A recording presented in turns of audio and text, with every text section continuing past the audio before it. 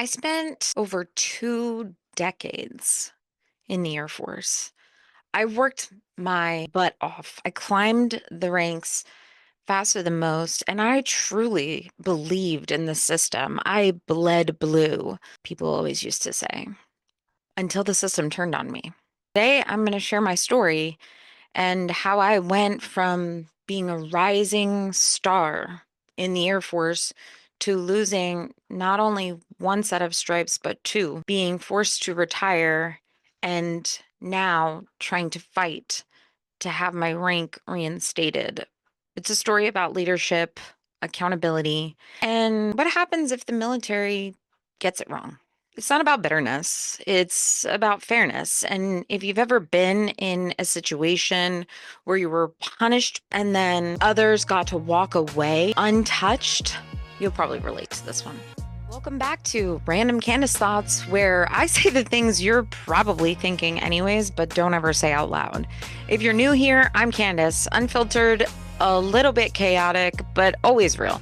And today I'm diving into my story I've never fully told before, my Air Force career, and what really happened when I lost my stripes, and why I'm still fighting for justice 3 years later.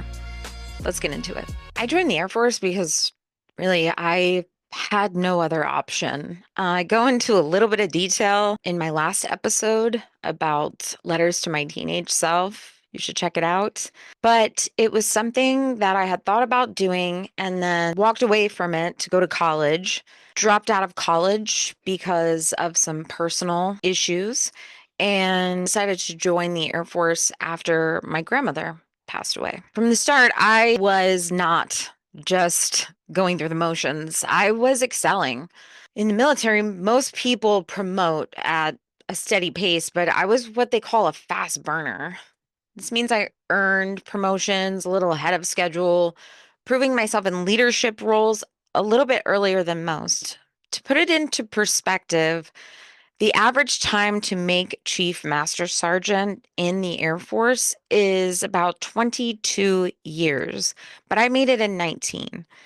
That kind of speed isn't common, or at least it wasn't back then, and it showed that I was on the right path. I love my job. I loved the Air Force. I loved leading and mentoring and being a part of something bigger than myself.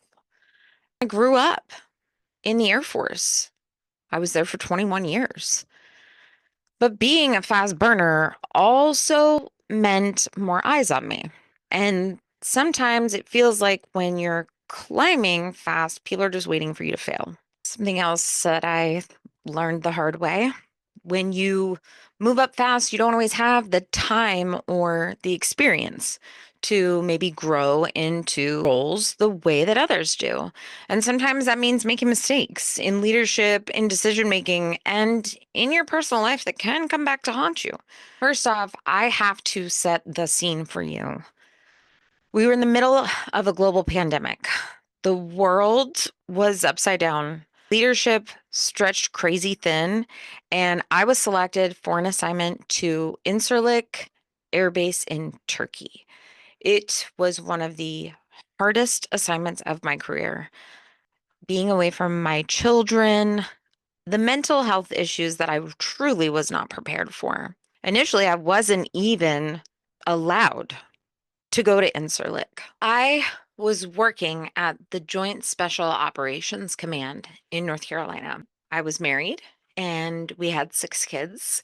We had a beautiful home, 2 dogs, and a cat, and a great life on the surface. I made Chief Master Sergeant my first time. The way that you get promoted is based on a board, and it's based off of recommendations and your accomplishments over your career and your leadership. I had to apply for assignments through a special chiefs group. I received an assignment to Incirlik base Turkey. It was not something I was expecting because there wasn't very many of us chiefs, and there's no way that I was next on the list, that it was my turn to go. But I got the assignment. And then I had to start medical processing because when you go somewhere like that where you can't bring your dependents and the Air Force military considers it a hostile zone, you have to do a lot of medical things. And one of the biggest is mental health. I've been very vocal about my mental health, my adult life. I have struggled with ADHD, have severe anxiety. Gone through depression.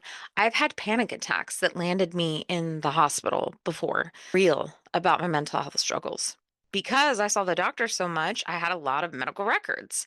And I was not recommended originally to go to Turkey medically because of my mental health. But because I didn't want to be seen as that guy or that gal that was just trying to get out of leaving their family behind for a year while somebody else went, I got a second opinion and eventually had it overturned and I was approved. And then I got there. Now, mind you, we are in the middle of a global pandemic. The world's crazy. There's a bunch of precautions in place. Leadership all over the base and the Air Force in general is stretched super thin. And then I find myself navigating one of the most challenging assignments of my entire career, not only in my job and with my boss, but in my personal life. And then my mom got COVID.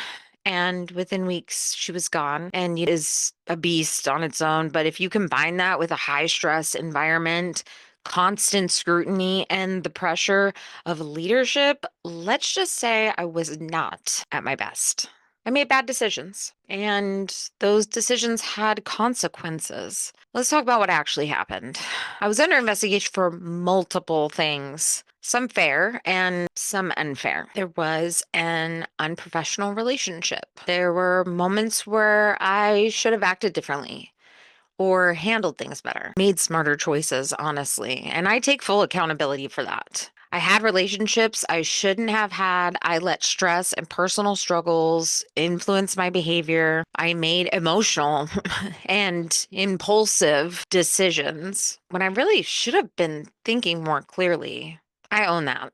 But here's where the fairness comes in. Did I deserve to be held accountable? Absolutely. 100%. But was I punished way more harshly than others who made the same mistakes or worse? Yeah, absolutely. One of the key incidences that came during that time was a pizza throwing incident. Yeah, you heard that right. Witnesses had conflicting stories that I intentionally threw pizza at an officer. Another said I tossed it over a fence without knowing anybody was on the other side. And that was enough to start tearing down my career because I had no recollection of it. Then there was a friendly slap incident. Something like that in context was completely blown out of proportion.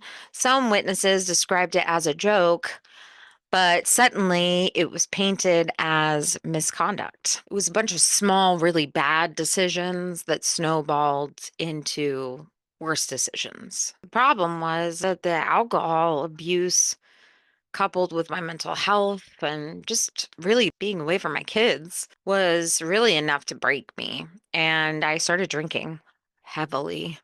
Which wasn't really an odd thing there because pretty much everybody drank. It was a party scene sometimes where people would work hard, but they also play really hard. Unfortunately, I have to live with the decisions I made and the people that I hurt along the way. In January, my mom died. She got COVID, and literally 11 days later, she was gone. I ended up not leaving Turkey because I didn't want to stop the investigation. I was really concerned about my career, but hindsight being what it is, I probably should have come home and gotten the energy back that I needed from my kids. But that's okay. Everything happens for a reason, and life is exactly how it's supposed to be.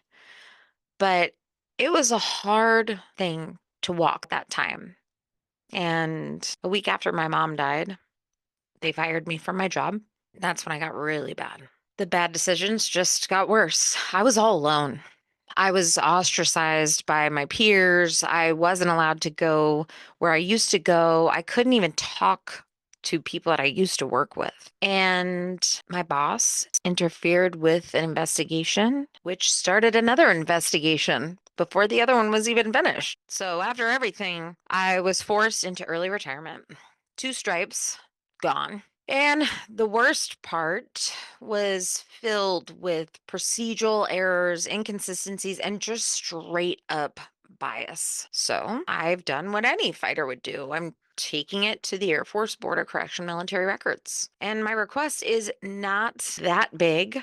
I just want my senior master sergeant stripe back. I earned that stripe. I want my record cleared and I want to recognize that injustice did happen. I have the evidence, I've laid it all out. How the investigations were mishandled, how others got away with worse actions, and how I was held to a different standard. I even have proof that they started the second investigation against me before they even finalized the first one. And that's not justice, that's targeting. Here's the thing. The military preaches leadership and fairness and integrity, then they've got to practice it too. And that's why I'm still fighting. I want to pause really quick. If you're new here, I have a segment that's called Oliver's Light. It's where I share something positive in honor of my grandson, Ollie.